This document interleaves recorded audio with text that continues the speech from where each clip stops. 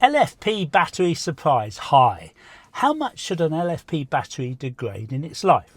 I've had my Tesla for over 4 years, so I can share my data with you to compare the information to see how I'm doing compared to what Tesla say I should do.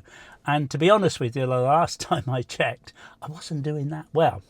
Hi folks, I'm Nigel. Thank you for joining me today. Hope you can subscribe. I'm getting close to 2,000. And it would be great if you could give me a like if you did. It makes a great difference to the channel.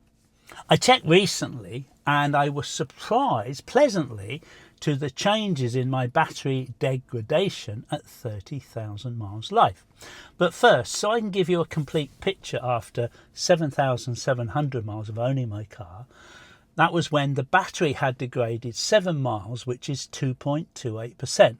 Because when I picked up the car, it had 263 miles fully charged, but then was only showing 256 miles. At the time, Tesla said in their manual, after 20,000 miles, a Tesla should degrade 1%, and after 200,000 miles, only 10%. So I could see from my numbers, I wasn't doing very well compared to the Tesla parameters. I drove a further 5,000 miles and I'd lost a further 2 miles range. So the degradation was slowing down, but was it enough? After a total of 12,850 miles, my battery had degraded 3%, just over, a slight improvement on the speed of the degradation. Now, Tesla recommend to charge to 100% at least once a week, and I followed that advice. So I drove another 4,000 miles, 16,600 in total. I lost 3 more miles. That was a total 11. From my original 263 miles on my Tesla, giving me a degradation of 4.18%. I did a very successful video, no more 100% charging for me, and I got a huge response with lots of information. And it was then that I realised how smart my viewers really are. I don't have many subscribers, but most of you are pretty smart. Thanks very much, guys and girls. So I had to rethink my no more 100% charging for me strategy. Tesla recommend to charge to 100% at least once a week. And I followed that advice, including Tesla superchargers. But I wondered if this was the reason for my poor battery degradation numbers. Although Tesla recommend charging to 100% an LFP battery once a week, they're not very keen on you charging to 100% at their superchargers recently. In fact, now many of them have a congestion fee. And once you've reached 80%, if the supercharger is busy, it tells you to go away. This first happened to me in Newport, Wales last year. Although, funny enough, the supercharger was very quiet. In fact, there was no one else there. Maybe they were testing it, I don't know. A lot of people, thanks very much, told me your own degradation numbers for their EV. And theirs was all better than me, whether it was a Tesla or another EV. And I wondered where I was going wrong. I don't drive that many miles during the week, not like back in the day I did thousands in a week as a rep. But now I try to do a lot of walking and cycling. Most of the miles were on road trips with Jennifer, driving Scotland, Cornwall, Wales, Spain and Portugal. I do confess, during the Portugal trip, driving through northern Spain, I always filled up at superchargers to 100%. They were always very quiet, and because I was on virgin territory, never really knew what was down the road. Okay, it told me I had plenty of range, but you know, when you're someone new, you never know what might happen. So I did fill up to 100%, and I think that's probably where the damage was done. Also, driving to the very top of Scotland from Cornwall 3 times at first, I was unfamiliar with the superchargers and probably filled up to a maximum as long as nobody else was waiting. But more recently, I only go 80 to 90%. But in the early days, I probably wasn't doing my battery much good, going to 100%.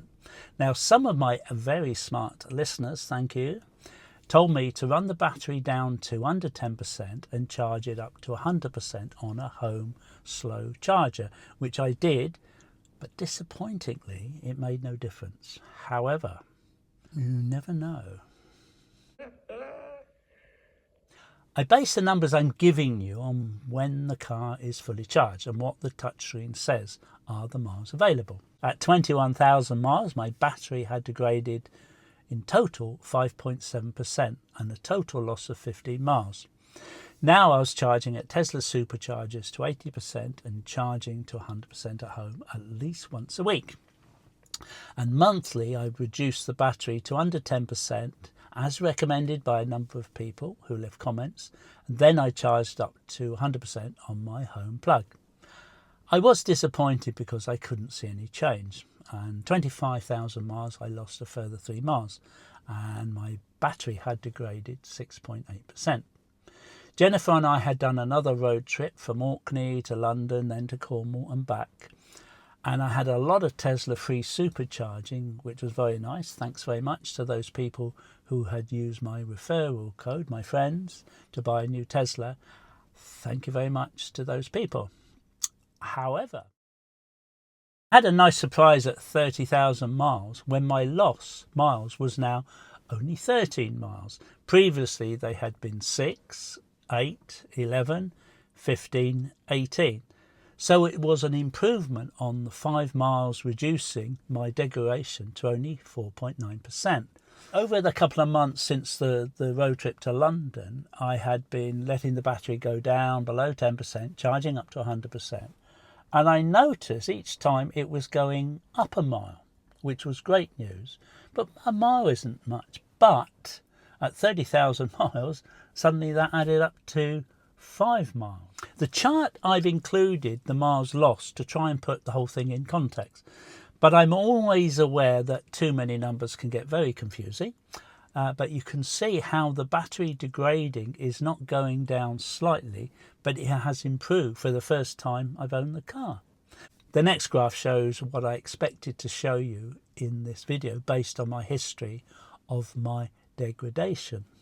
My own graph shows instead of the graph going down slightly, it has started to improve a little. It looks dramatic because the graph is at the very top, and if you saw all the graph in total, you'd hardly notice any difference. But, 5 miles is 5 miles. I've checked and double-checked my numbers, and I can assure you they are correct. It's possible it's just a blip, but it's 5 miles improvement, and not just 1 or 2 miles, and I've noticed it improving over the last couple of months when I charged at home to 100%. But I have to say, with all this degradation based on my numbers, I would expect a battery life of up to 500,000 miles, and it's much longer than the bodywork of the car might last. But I must say the interior is looking excellent after 30,000 miles. I can't see anything wrong with it. No kids, is that it? No dogs. Anyway, the Tesla manual, you can check your battery's health, but I've not done that because it means the car is out of use for 24 hours, and I'm not sure I'm happy with putting it in service mode in case something goes wrong. Thank you for getting this far. It would be wonderful if you could subscribe, getting so close to 2,000 subscribers. And a like, please, and if you could hit that thumbs up if you did. If you're thinking of buying a new Tesla, please use my referral link and you'll get some free Tesla supercharging miles. If you're not in the market for a new Tesla, then there's lots of very good ones available from around £10,000. And there are also, less than that, a lot of very good electric vehicles, depending on your needs, at very reasonable prices. And you will save a packet on petrol charging at home in the early hours of the morning at a discounted rate. And if you don't have a drive or there's a path in front of your home, there are many systems you can now get. Some councils are supporting, some of that are only temporary that you can get, that are a great solution for charging at home, that are perfectly safe for anyone walking by. I'm really never going back to petrol or diesel. Take care, drive safely, and please don't forget to take your reusable coffee mug wherever you go. Bye for now, take care. If you're thinking of buying a new Tesla, then please use my referral link and you'll get free supercharging miles.